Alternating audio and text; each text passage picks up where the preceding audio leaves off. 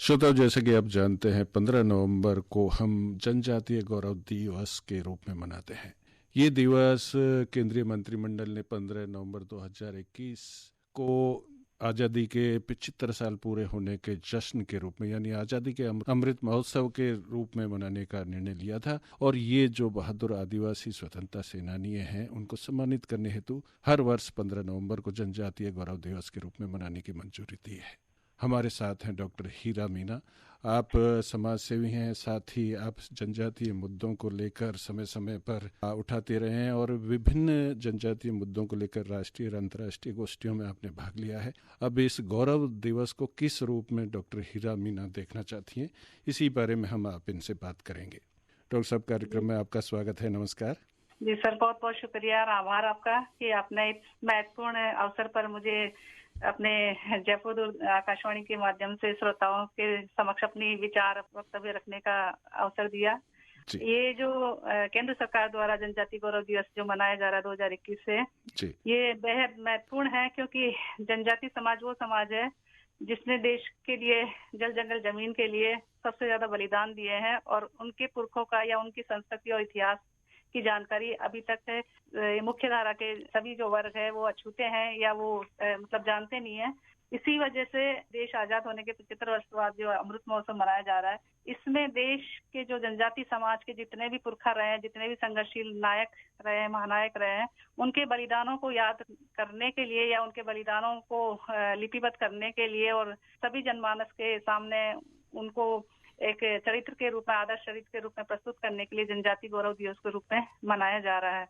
तो सर, मैं थोड़ा इसमें कहना चाहूंगी, जनजाति गौरव दिवस, जनजाति तो संविधान लागू होने के बाद आदिवासियों को एक प्रमाण पत्र दिया गया, लेकिन उससे पहले भी आदिवासी थे। संविधान नहीं रहेगा तो भी आदिवासी रहेंगे। तो इसको राष्ट्रीय आदिवासी दिवस के रूप में सरकार को और सभी को इस तरीके से मनाना चाहिए ताकि सभी आदिवासी समाज या समुदाय या जो भी कबीले हैं, उनके जितने भी पुरखे लड़ाका नायक रहे हैं, उन सबको हम उनका उचित सम्मान दे सके और उनके संघर्षों, उनके बलिदानों के प्रति हम कृतज्ञ हो सके कि उन्होंने देश के लिए बहुत कुछ बलिदान किया है, अपना सर्वस्व न्योछावर किया है। इसीलिए आदिवासी समाज की हर समुदाय में एक अलग पहचान है। और जैसा कि आप बता रहे हैं कि ये 2021 से ही मनाया जा रहा है, तो हमें इसको सही रूप में मनाना चाहिए। जनजाति गौरव दिवस की बजाय इसे राष्ट्रीय आदिवासी गौरव दिवस के रूप में मनाया जाए तो बेहतर होगा सर, क्योंकि जाति प्रमाण पत्र जनजाति के रूप में आजादी 1950 के बाद वाले लोगों को मिला। उससे पहले जो जितने भी नायक रहे हैं वो सब आदिवासी समाज के नाम से ही जाने गए हैं और वो उसी नाम से जाने जाएंगे। यही हमारी यूनिवर्सल या सार्वभौमिक या वैश्विक स्तर पर आदिवासी समाज की पहचान है। इसी के आधार पर हम विश्व आदिवासी दिवस भी मनाते हैं, आदिवासी अधिकार दिवस भी मनाते हैं, जो यूनेस्को ने संसार के सभी आदिवासियों को एक दिवस के रूप में, उत्सव दिवस के रूप में दे रखे हैं। मैं बताना चाहूंगी, ये जनजाति गौरव दिवस में 15 नवंबर को ही क्यों घोषित किया गया। 15 नवंबर को हमारे धरती आबा या महान क्रांतिकारी बिरसा मुंडा जी का जन्मदिन है और इस जन्मदिन को यादगार बनाने के लिए आदिवासी समाज के गौरव को सभी समुदायों में गौरवपूर्ण सम्मान दिलाने के लिए इसको एक गौरव दिवस के रूप में घोषित किया गया है ताकि आदिवासी नायकों को भी उनका उचित मान सम्मान दिया जा सके।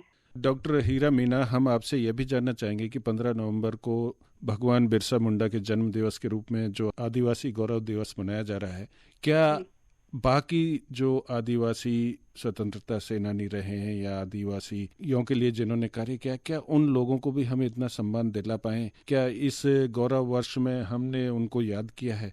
तो कुछ ऐसे स्वतंत्रता सेनानी या नायक जो आदिवासियों के लिए जिन्होंने काम किया है, आप इस अवसर पर याद करना चाहेंगे? जी सर, आपने बहुत महत्वपूर्ण बात उठाई है क्योंकि आज 15 नवंबर है, महानायक या क्रांतिकारी धरती आबा, धरती के पिता बिरसा मुंडा जी का जन्मदिन है। उनके साथ या उनसे पहले के बहुत सारे नायक आदिवासी समाज में रहे हैं और आदिवासी पूरे भारतवर्ष में क्या पूरे संसार में रहते हैं। भारत में मतलब अधिकतर हिस्सों में जितने भी आदिवासी बाहुल्य प्रांत है, वहां पर आप देखेंगे कि एक बलिदान स्मारक दिवस बना हुआ है। चाहे आप झारखंड चले जाइए, चाहे आप राजस्थान के मानगढ़ में चले जाइए, चाहे आप नॉर्थ ईस्ट में चले जाइए, वहां पर ऐसे ऐसे बलिदान स्मारक है। तो वो सांस्कृतिक और ऐतिहासिक रूप से स्थापित करते हैं कि आदिवासी समाज के पुरखों ने बहुत बड़े बड़े बलिदान दिए हैं इस धरती के लिए, इस भूमि के लिए, इस भारत राष्ट्र के लिए। और ये इनका जो संघर्षों का जो लोहा है वो अंग्रेजों ने भी माना है। इसीलिए आदिवासी कभी गुलाम नहीं रहे, वो हमेशा मतलब एक स्वतंत्र जीवन जिए हैं, वो हमेशा मुकाबला करें गुलामी के खिलाफ। और आदिवासी समाज के बहुत सारे नायक रहे हैं, नायिकाएं रही है, जिन्होंने अपनी आजादी के लिए, देश की स्वतंत्रता के लिए, अपने स्वाभिमान के लिए बहुत संघर्ष किए हैं, बलिदान भी दिए हैं। उसका हम राजस्थान से अगर उदाहरण लें तो मानगढ़ बलिदान स्मारक है, वो मतलब जो जलियांवाला हत्याकांड हुआ था उससे 6 साल पहले का कांड है, 1913 का, लेकिन उसके बारे में बहुत कम लोग जानते हैं। और यहाँ पर 1500 से भी ज्यादा आदिवासी समाज के पुरखा नायक जो रहे हैं वो शहीद हुए हैं, लेकिन उनके बारे में मुख्यधारा या और समाज नहीं जान पाता। ऐसा ही डुम्बारी पहाड़ में हम देखेंगे तो वहां पर ये सिद्धो कांदो, चांद भैरव या हम बिरसा मुंडा का जन्मदिन मना रहे हैं तो इन्हीं से बता सकते हैं कि डुम्बारी पहाड़ पे ये जब जनसभा कर रहे थे, उस जनसभा पर ब्रिटिश सरकार और वहाँ के जो कारिंदे या सेठ साहूकार थे वो नहीं चाहते थे कि आदिवासी समाज उभर कर आए और मुख्य धारा में शामिल हो। तो उन्होंने उन पर जनसभा के ऊपर ही मतलब आक्रमण करवा दिया था। तो वहाँ बहुत बड़ा नरसंहार हुआ था, उसमें बच्चे, महिलाएं, बड़े बुजुर्ग सभी शामिल थे। और वो डुम्बारी पहाड़ आदिवासी नायकों, महानायकों के खून से सिंचित धरती है और वो बहुत गौरवपूर्ण है। और हमारे बहुत सारे और भी नायक रहे हैं, जैसे टंट्या भील है, भीमराव कोमरे है, आप छत्तीसगढ़ में चले जाएंगे तो शहीद ज्ञान सिंह है। और राजस्थान में भी बहुत सारे उदाहरण हैं हमारे। जैसे देखा जाए तो जो हीदा जी है, हीदा जी के ये तो बहुत पुरानी कहानी है इनकी, तो ऐतिहासिक और सांस्कृतिक, कि इनके तरह कोई बलवान नहीं था। इन्होंने मतलब साउथ से यहाँ के राजा के कहने पर वो मूर्ति लेके आए थे, लेकिन कोई ला नहीं पाया था। और उन्हीं की एवज में इनके नाम से हीदा की मोरी का एक दरवाजा बनाया गया, जबकि वो परकोटे के रूप में था। और ऐसे ही और भी है, सावता मीना है। हमारे नायिकाओं देखे तो रानी दुर्गावती का उदाहरण बहुत महत्वपूर्ण है, रानी गाइडुली का उदाहरण बहुत महत्वपूर्ण है इसमें। और मीना समाज में भी देखे तो देवली मीना है, ये अबली मीना है। और लाली लुमेदी जो मुगल सेना से लड़ी थी, बहुत महान नायिकाएं रही है, जिन्होंने मतलब बहुत लोहा लिया है। तो इतिहास में और ये जो जनजाति गौरव दिवस मनाया जा रहा है, इसको सिर्फ एक ही नायक के रूप में नहीं, बल्कि हमें विस्तृत रूप में भारत के हर क्षेत्र के नायक नायिकाओं के संघर्ष और बलिदानों को याद किया जाना चाहिए और उनको लिखित रूप में लाकर और मुख्य धारा के साथ या पाठ्यक्रम में भी इसको शामिल किया जाना चाहिए, ताकि आदिवासी समाज के जो गौरव गाथाएं हैं, चाहे वो नायिका की रहे या नायकों की, वो सबके सामने आए। क्योंकि जीवन संघर्ष का ही दूसरा नाम है और आदिवासियों ने जितना संघर्ष किया है शायद अन्य किसी कौम ने नहीं किया। जी, डॉक्टर हीरा मीना, आप तो दिल्ली विश्वविद्यालय में प्रोफेसर रही हैं। अब आदिवासी सांस्कृतिक विरासत का संरक्षण, वीरता और आतिथ्य के भारतीय मूल्यों को बढ़ावा देने में इस दिन का क्या योगदान हो सकता है और आगे क्या संभावनाएं सांस्कृतिक विरासत के संरक्षण की इस दिन को मनाने के पीछे? ये बहुत महत्वपूर्ण प्रश्न पूछा सर आपने। मैं आदिवासी समाज से हूँ और महिला हूँ, तो मातृशक्ति के रूप में, और ये मेरे लिए बहुत गौरवशाली एक उत्सव या पर्व के रूप में रहेगा। जैसे विश्व आदिवासी दिवस है या आदिवासी अधिकार दिवस है, उसी तरीके से ये राष्ट्रीय आदिवासी स्वाभिमान दिवस के रूप में अगर ये दिवस मनाया जा रहा है या जाना चाहिए, तो इसमें आदिवासियों की जो भाषा है, जो संस्कृति है, जो इतिहास है, उन सबको अब सहेजना बेहद जरूरी है। क्योंकि आदिवासियों का जो बहुत गौरवशाली इतिहास और संस्कृति है, वो सबके लिए बेहद जीवनदायिनी है। और ये मैं नहीं कह रही, ये यूनेस्को ने भी घोषित किया है, खास तौर से पहले से भी कह रहा है यूएनओ तो।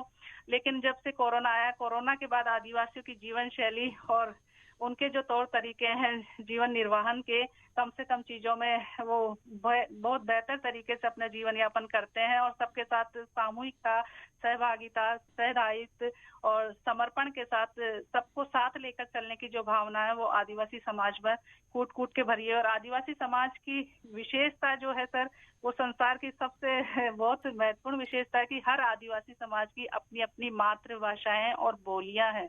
उन मातृभाषाओं और बोलियों आदिवासियों में उनकी अपनी संस्कृति है, उनकी अपनी परंपराएं हैं, उनके अपने पुरखों का इतिहास है और बहुत महत्वपूर्ण जीवन उपयोगी जीवन दर्शन है और सभी के लिए उपयोगी, उसमें बहुत जीवन गुणवान मूल्य हैं।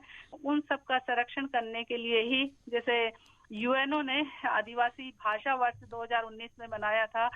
अभी 2022 में 28वें विश्व आदिवासी दिवस पे आदिवासी भाषा वर्ष के रूप में घोषित किया है, जो 2022 से लेकर 32 तक चलेगा।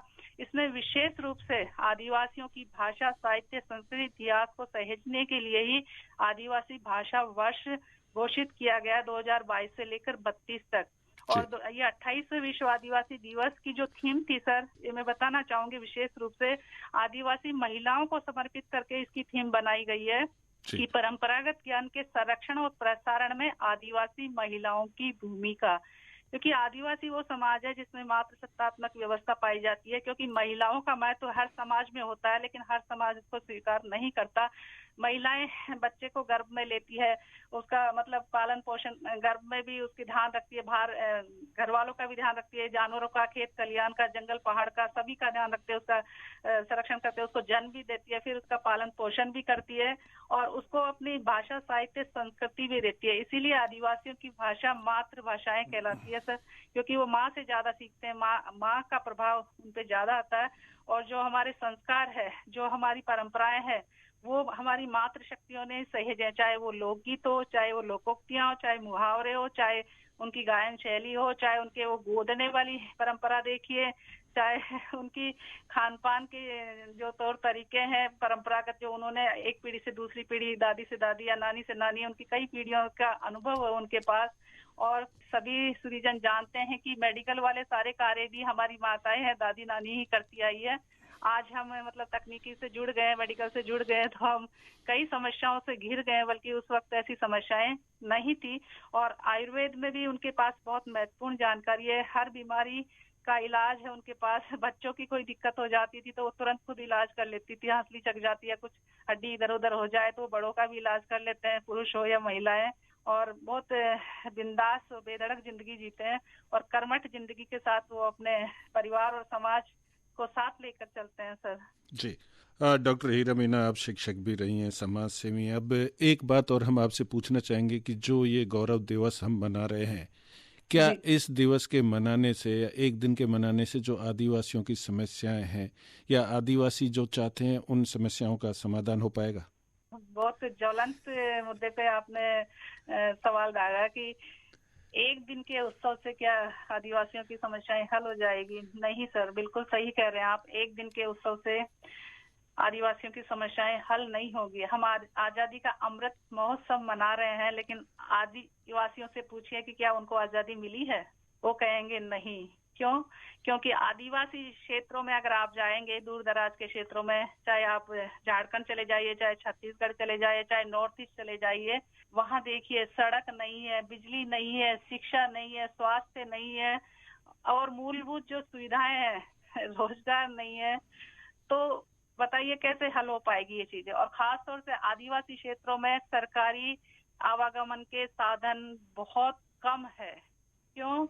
ये तो सरकार ही जवाब दे सकते हैं इन चीजों का, क्योंकि आदिवासी समाज जब इस धरती पे सबसे पहले से रहता है, सबसे प्राचीन निवासी है, मूलवासी है, एनिमिस्ट है, अबोरिजिनल है, अबोरिजाइन है, इसीलिए आदिवासियों की जो पहचान, जो अस्मिता है, वो मतलब आज बेहद दांव पे लगी हुई है। और ये जो इस तरीके से जो दिवस मनाए जा रहे हैं, ये दिवस आदिवासी नायकों की मूल पहचान को अगर स्थापित करना चाहेंगे तो एक दिवस के रूप में नहीं, बल्कि इसको अनिवार्य रूप से हर दिन हर नायक नायिका के दिवस के रूप में मनाना चाहिए, ताकि उनके जीवन से हर किसी को प्रेरणा मिले, जीवन जीने की प्रेरणा मिले, जीवन के संघर्षों का सामना करने की प्रेरणा मिले और हर मुश्किल को आसान तरीके से हल किया जा सके। क्योंकि आदिवासी समाज के जो पुरखा रहे हैं, उन्होंने बहुत कुछ सहा है, संघर्ष किया है, तभी ये भारत का निर्माण हुआ। भारत में 552 रियासतों का एकीकरण करके भारत बना है, उसमें से 252 आदिवासी समाज की रियासतें शामिल करके बना है। इसीलिए आदिवासियों को संविधान में अनुसूची 5 और 6 विशेष रूप से दिए गए हैं कि आदिवासी धरती का मूल मालिक है तो उनके लिए अलग से कानून व्यवस्था, उनकी ग्राम स्वराज्य की व्यवस्था, ग्राम सभाओं के विशेष अधिकार दिए हैं, टीपीएस एरिया दिया गया है, या और भी विशेष जो वनाधिकार कानून वगैरह दिए गए हैं, वो इसी आधार पे दिए गए। लेकिन इस सच्चाई को जो मुख्य धारा से जुड़े हुए लोग हैं, या जो पढ़े लिखे लोग हैं, या वर्चस्ववादी लोग हैं, वो मूल अस्मिता को ठीक तरीके से बयान नहीं करते, खासतौर से आदिवासी समाज के बारे में। वो अपने को ही हावी रखकर आदिवासी समाज को कमतर आंकते हैं, जबकि आदिवासी समाज ऐसा नहीं है। उनको जैसा माहौल और अवसर मिला है, उनसे वो बहुत बेहतर है, बहुत आगे की सोच रखते हैं और सबको साथ लेकर चलने का प्रयास करते हैं। डॉक्टर हीरा मीना, हम ये भी जानना चाहेंगे इस अवसर पर साल भर आज़ादी के अमृत महोत्सव के दौरान जो कार्यक्रम आयोजित किए गए आदिवासी स्वतंत्रता सेनानियों के सम्मान में या उनकी याद में, उन कार्यक्रमों के बारे में कुछ आप संक्षिप्त में बताना चाहेंगी? जी सर, ये आजादी के अमृत महोत्सव के नाम पे सरकार ने हर विभाग में बहुत सारे प्रोग्राम करवाए हैं। इसमें जैसे साहित्य के क्षेत्र में भी हुआ है, तो क्योंकि आज अस्तित्व का सबसे बड़ा सवाल है, खासतौर से आदिवासी समाज के अस्तित्व का। और मैं बताना चाहूंगी, ये थोड़ा मतलब संवेदनशील मुद्दा है, लेकिन जब आप श्रोताओं तक मेरी बात पहुंचा रहे हैं तो सच्चाई बताना मैं अपना कर्तव्य समझती हूँ। क्योंकि आदिवासी समाज वो समाज है जो प्रत्येक समाज से अलग पहचान रखता है, तो बिल्कुल अलग उनकी व्यवस्था है, उनकी अपनी पहचान है, उनकी अपनी परंपराएं, अपने पुरखों की पहचान है, उनकी अपनी संस्कृति है, उनकी अपनी भाषा है, उनके अपने रहने के तौर तरीके हैं। इसीलिए वो संसार भर के आदिवासियों से जुड़े हुए हैं और उनकी मौलिक पहचान है कि वो प्रकृति और पुरखाओं को ही अपना आराध्य मानते हैं। आज आदिवासी समाज की अस्मिता, संस्कृति और भाषाएं दांव पे लगी हुई है। इस तरीके के उत्सव मनाने से अगर आदिवासियों की भाषाएं, संस्कृति और इतिहास सहेजा जा सकेगा तो बहुत बेहतर होगा, क्योंकि आदिवासियों ने ही जीवन जीने की प्रेरणाएं प्राचीन समय से देते आए हैं और आगे भी पूरी मानवता को बचाने के लिए आपको आदिवासियों की भाषा, संस्कृति और जीवन शैली को सहेजना होगा, तभी हम मानवता को बचा पाएंगे। और आदिवासी समाज को बचाना होगा, क्योंकि जल जंगल जमीन जहाँ है वहाँ आदिवासी है, और आदिवासी बचे हुए हैं तो जल जंगल जमीन भी बचा हुआ है, और वहीं से हमें प्राणवायु मिल रही है, जल मिल रहा है, रहने को स्वच्छ वातावरण मिल रहा है, खान पान मिल रहा है। अगर हमारी ऑक्सीजन या प्राणवायु खत्म हो जाएगी तो हम जी पाएंगे क्या? इसी वजह से आदिवासियों की जो पुरखाओं की जो सोच है, उस सोच को हमें बिल्कुल विस्तार रूप में सबको अपनाना होगा, जानना होगा, और इस तरीके से हम पूरी मानवता से जुड़कर रहेंगे तो बहुत कुछ कर पाएंगे सर। बहुत बहुत धन्यवाद डॉक्टर हीरा मीना, आप हमसे जुड़ी। आपने आदिवासी संस्कृति, विरासत और आदिवासी गौरव दिवस के